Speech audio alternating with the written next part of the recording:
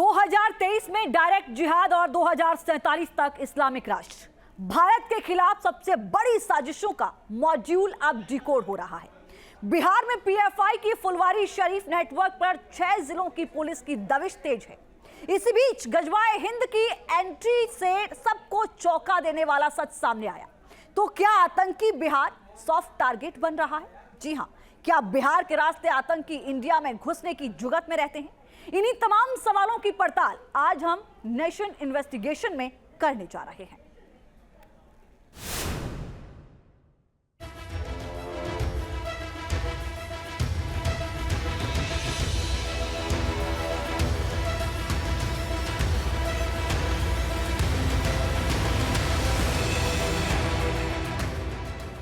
वो अब नॉर्मल था, शुरू से अब नॉर्मल बहुत सालों से किसी चीज़ के बस लगा हुआ है।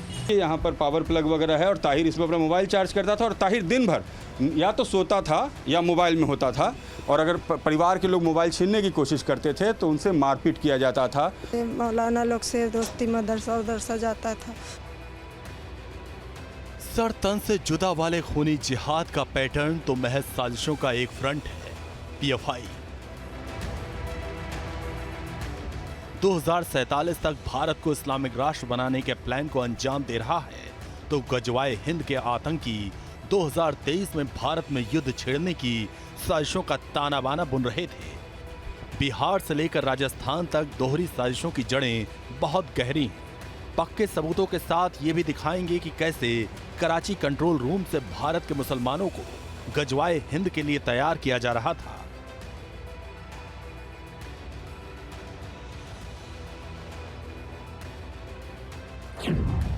पाकिस्तान बॉर्डर से सटा राजस्थान, नेपाल बॉर्डर से सटा बिहार, कैसे हिंदुस्तान विरोधी जिहाद का अड्डा बनता जा रहा था, कैसे भारतीय मुसलमानों को ट्रैप में लेकर भारत को इस्लामिक राष्ट्र या गजवाए हिंद के लिए तैयार किया जा रहा था। इस पूरे मॉड्यूल पर सबूतों के जरिए नेशन इन्वेस्टिगेशन में सबसे बड़ी पड़ताल करने जा रहे हैं। राजस्थान से लेकर बिहार तक नेशन इन्वेस्टिगेशन की टीम ने हर उस अड्डे पर दस्तक दी जहां भारत विरोधी जिहाद का एपिसेंटर है और जहां से इस्लामिक राष्ट्र बनाने का ताना बाना बुना जा रहा था। ऐसे में सवाल यही है, भारत विरोधी जिहाद के कितने अड्डे, हिंदुस्तान में गजवाए हिंद के कितने आतंकी, पीएफआई के इस्लामिक राष्ट्र प्लान और गजवाए हिंद गुट में क्या है कनेक्शन, भारत के खिलाफ मुसलमानों को कौन भड़का रहा। गजवाए हिंद का व्हाट्सएप पेज और इस व्हाट्सएप ग्रुप को बड़े ध्यान से देखते जाइए। यही है वो ग्रुप जिसके जरिए भारत में गजवाए हिंद का जाल बिछाया गया। इसमें इलियास पटेल नाम का यूजर लिखता है। ये उसी व्हाट्सएप ग्रुप में इलियास पटेल की भड़काऊ चैट है जिसका एडमिन पटना के फुलवारी शरीफ से गिरफ्तार अहमद दानिश उर्फ ताहिर है। कराची में ये व्हाट्सएप ग्रुप बना था। इस ग्रुप में बांग्लादेश के भी कई नंबर हैं, यानी भारत के खिलाफ गजवाए हिंद वाले साजिश के तार पाकिस्तान बांग्लादेश तक फैले हैं। इसी गजवाए हिंद ग्रुप का एक एडमिन फैजान पाकिस्तान का है, जबकि दूसरा एडमिन पटना के फुलवारी शरीफ का दानिश उर्फ ताहिर है। जांच एजेंसियों के हवाले से हमें ये जानकारी मिली कि गजवाए हिंद 2016 से बिहार में एक्टिव था और गजवाए हिंद मॉडल को दानिश ही ऑपरेट कर रहा था। देखिए गिरफ्तारी होते ही ताहिर की जुबान कैसे लड़खड़ाने लगी थी। ताहिर, मुझे ये बता दो, गजवाए हिंद का जो तुमने प्रोफाइल्स बनाया वो कब बनाया और कितने लोग हैं उसमें? ताहिर बताओ, गजवाए हिंद का प्रोफाइल जो तुमने बनाया वो कब बनाया और क्या है उसमें? कुछ कहना चाहोगे आप? कुछ अपना कहना चाहोगे, पक्ष रखना चाहोगे? आईडी नीचे रखिए बस थोड़ा। कुछ कहना चाहोगे? कहा चाहोगे? पाकिस्तान के आतंकी संगठनों के साथ मोबाइल चैट के जो सबूत मिले हैं उससे ये साफ है कि देश में 2023 में कोई बड़ी वारदात को अंजाम देने की कोशिश की जा रही थी। मगर इस मॉड्यूल के तार बिहार में और कहां-कहां तक फैले हैं, इसकी जांच पड़ताल शुरू हो गई। और उनके लिंक्स अभी तक हम लोग जो इस्टेब्लिश कर पाए हैं वो ट्रांसनेशनल है, देश से बाहर है। उसके हैंडलर्स भी इस देश से बाहर के लोग मिले हैं और इसके संपर्क भी हिंदुस्तान के बाहर पाकिस्तान, बांग्लादेश और यमन अभी तक की जो स्थिति है उसमें हम लोग इस्टेब्लिश कर पाए हैं। आपने गजवाए हिंद मॉड्यूल के मोहरे ताहिर की चैट को देखा, उस चैट में भड़काऊ एजेंडे को देखा, पुलिस की अब तक तफ्तीश के बारे में देखा, मगर अभी भी बहुत बड़े पड़ताल का सिरा बाकी है। और इसी की तलाश में न्यूज नेशन संवाददाता रजनीश सिन्हा पहुंचे फुलवारी शरीफ के उसी ग्राउंड जीरो पर जहां ताहिर का घर है। पूरे इलाके में गहमा गहमी है, हर कोई अपने अपने तरीके से इस बात का इंटरसेप्ट कर रहा है, अपनी अपनी बातों को रख रहा है। परिवार के लोग परेशान हैं क्योंकि वो जानते नहीं थे कि ये मोबाइल इतना खतरनाक हो सकता है। उसकी दिमागी स्थिति ऐसी नहीं थी कि वो लोगों से बहुत अच्छे से बात करे, लेकिन उसकी ज़िंदगी इस मोबाइल में ही थी। परिवार के लोगों को ये समझ में नहीं आ रहा है कि वो अपनी जो तकरीर रखता था, बातों को रखता था, वो क्यों रखता था। लेकिन हाँ, उन्हें ये समझ में आ रहा है कि वो कहीं ना कहीं गलत था, वो कुछ गलत कर रहा था। गजवाए हिंद गुट के एक्टिव मेंबर अहमद दानिश उर्फ ताहिर के घर वालों से जब हमने बात की तो परिवार वाले खुद बताते हैं कि ताहिर दिन भर मोबाइल ही देखता रहता था। आप भी ताहिर के घर वालों का ये बयान देखिए, जिसमें शंका होती है कि दाल में जरूर कुछ काला है।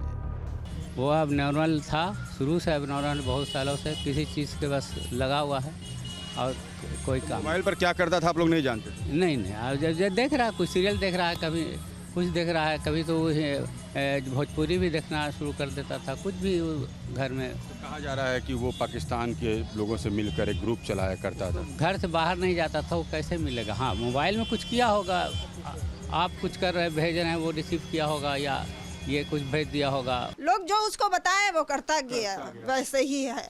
इतनी सलाहियत नहीं है कि खुद से वो करेगा, उसको लोग बताएंगे, दिमागी सलाहियत कम है न। हमारी पड़ताल में ये सामने आया कि ताहिर मजहबी तकरीरें सुनने का शौकीन था और मोबाइल का आदी। यही बात ताहिर के पड़ोसी भी कहते हैं। और ये ताहिर का कमरा था, फिलहाल ये कमरा बंद है, इसी कमरे में रहता था वो। अच्छा, ये ताहिर का कमरा था और बाकी परिवार अलग रहता था। हम ये समझने आए हैं कि ताहिर के बारे में ये कहा जा रहा है कि वो उसके परिवार के लोग कह रहे हैं कि बहुत ज़्यादा वो दिमाग से काम नहीं करता था और उसकी जो इच्छा रहती थी वो हमेशा मोबाइल में रहती थी। एक ही कमरे में पूरा परिवार रहता था।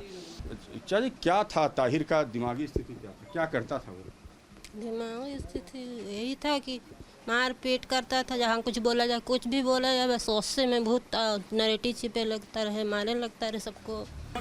तो क्या मोबाइल से ताहिर लगातार कराची वाले कंट्रोल रूम के संपर्क में रहता था? क्योंकि भारत के खिलाफ आतंक का एजेंडा चलाने के लिए पाकिस्तानी संगठन सोशल मीडिया को टूल की तरह इस्तेमाल करते आए हैं। इतना ही नहीं, कश्मीरी मुसलमानों का ब्रेन वॉश करने में सोशल मीडिया को ढाल की तरह इस्तेमाल किया। मगर गजवाए हिंद के तार बिहार के फुलवारी शरीफ तक पहुंच जाएंगे, इस खुलासे ने सबको चौंका दिया। बिहार पुलिस से नेशन इन्वेस्टिगेशन को जो जानकारी मिली, उसके मुताबिक पाकिस्तान से भारत की तबाही का मैसेज दिया जा रहा था। पाकिस्तान से बड़ी फंडिंग हो रही थी। बिहार में ताहिर का नेटवर्क बड़ी साजिशें रच रहा था। 2023 में जिहाद की पूरी प्लानिंग थी। जिहाद प्लान पर 2016 से काम चल रहा था। ताहिर के गजवाए हिंद वाले साजिश का तिलिस्म न टूटता अगर पीएफआई के फुलवारी शरीफ मॉड्यूल का पर्दाफाश न होता। पटना के फुलवारी शरीफ, दरभंगा, पूर्वी चंपारण जैसे इलाकों से पुलिस ने पीएफआई के हार्डकोर हैंडलर्स की धरपकड़ में जुट गई। मिथिलांचल के दरभंगा में मिस्तकीम, सनाउल्ला उर्फ आकिब, नूरुद्दीन जंगी एनआईए के रडार पर आ गया है। ये तीनों पीएफआई के एक्टिव मेंबर हैं।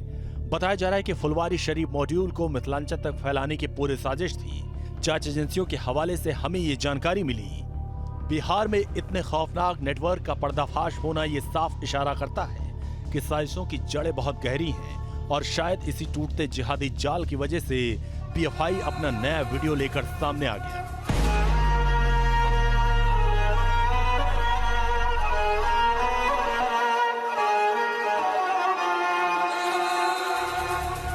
पटना के मैदान में कसरत वाली इन तस्वीरों के जरिए पीएफआई ये दिखाने की कोशिश कर रहा है कि वो देश में कैडर आधारित एक मुस्लिम संगठन है और उसका कैडर अनुशासित है। लेकिन ये तो वीडियो है। असल में पीएफआई प्लान 2047 पर काम कर रहा है, जिसकी गवाही उसके सीक्रेट दस्तावेजों ने कर दी। इसमें बताया गया कि भारतीय मुसलमानों को कैसे कट्टर जिहादी बना देना है और भारत को इस्लामिक राष्ट्र। पटना से रजनीश सिन्हा के साथ टीम न्यूज नेशन।